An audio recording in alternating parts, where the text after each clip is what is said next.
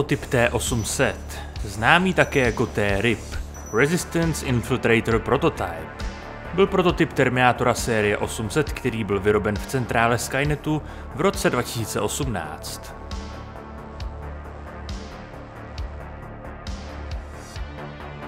Zatímco se hnutí odporu připravuje na masivní invazi sil Skynetu, která má vyvrcholit zničením centrály Skynetu, Skynet nasadí řadu strojů, které se snaží dostat dva lidi, Kylea Reese a Johna Connora.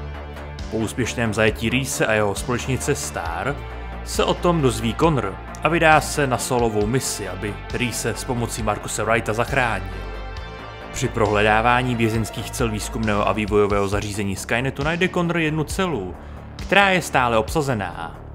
Nahlédne do cely, ale je sražen, když stroj uvnitř prorazí vrata a odhalí se jako prototyp infiltrátoru T-800 s lidskou tkání.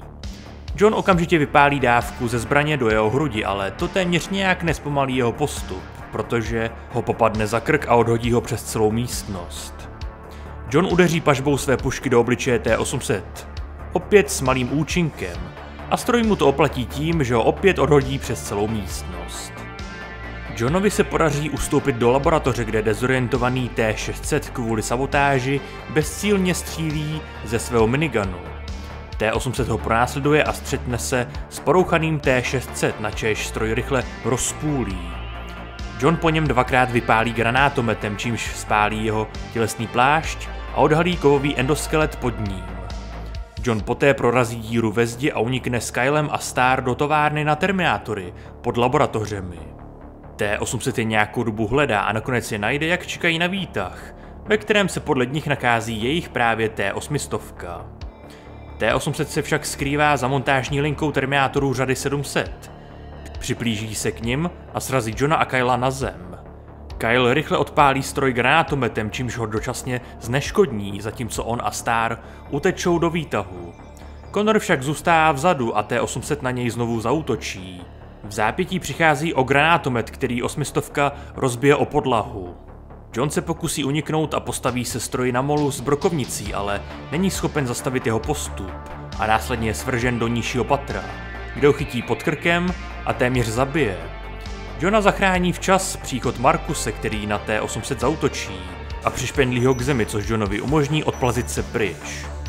T-800 si Marcuse nejprve nevšímá a snaží se Johna znovu získat, ale Marcusova neústupnost mu brání v postupu, protože se ho snaží zadržet. T-800 se mu ubrání a narazí Marcuse na stroje, načež ho hodí na tavící pec, což má za následek roztavení kůže na jeho ruce. Rozzuřený Marcus na T-800 zaútočí, když se blíží ke Connorově pozici. Strčil stroj z cesty a pokračoval v jeho mlácení kusem zábradlí. T-800 ho však chytil za zápěstí a odstrčil ho. Poté zvedl blok a opakovaně do Marcuse bušil, dokud se blok nerozbil, načež prohledal Marcusovo tělo a objevil jeho tlukoucí srdce a identifikoval ho jako zranitelné místo. T-800 zasadil Marcusovi drtivý úder do hrudníku, který svou silou zastavil jeho srdce a ukončil jeho život. Poté vystopoval Johna na jeho poslední známé místo, ale po příchodu zjistil, že je pryč.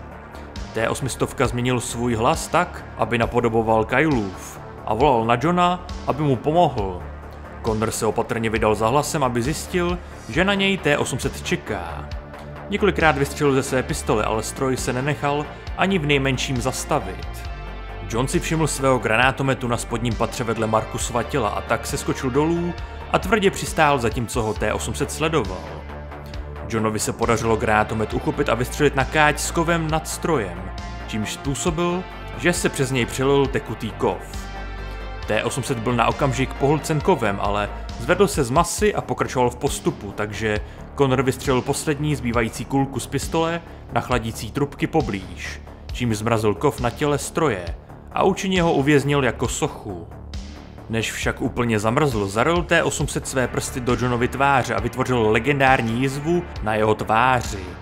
Connor se poté stáhl k Marcusovi a snažil se ho oživit, zatímco se T-800 pomalu uvolňoval z kovového povlaku. Poté, co se Johnovi podařilo Marcuse oživit pomocí napájecího kabelu, se T-800 zcela uvolnil a probodl Connorovi hrudník stejným kusem zábradlí, který použil Marcus. Ironií osudu se mu to stalo osudným, protože Marcus vyskočil na nohy a pomocí zábradlí stroj snadno dekapitoval, čímž ho vyřadil z provozu. Terminátorův čip byl krátce na to zničen, když John vyhodil do povětří celé zařízení tím, že na nukleární palivové články připojil bombu. Přestože se 800 nepodařilo splnit jeho misi a Johna zlikvidovat, protože Connor byl později zachráněn díky transplantaci srdce, které mu laskavě poskytl Marcus, T-800 se řadí mezi stroje, které byly ve filmech nejblíže k jeho likvidaci. Tak toto byl celý příběh prototypu T-800.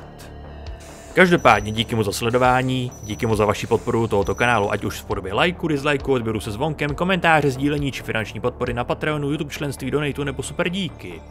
Vpravo nahoře budete mít kartu k playlistu, ve které se nachází videa z celé této série. V popisku pod videem máte odkazy na mé sociální sítě, kam denně dávám info, v kolik a jaká videa vyjdou, nebo kdy a jaké streamy budou, a další zajímavé informace. Ještě jednou díky moc za vaši pozornost, uvidíme se u dalších videí nebo na nějakém livestreamu a do té doby dělejte to, co vás baví, bez ohledu na to, co vám kdo říká teď už. Speciální poděkování patronům na Patreonu a také YouTube členům, kteří podporují chod a nezávislou produkci tohoto kanálu. Mějte se a někdy příště.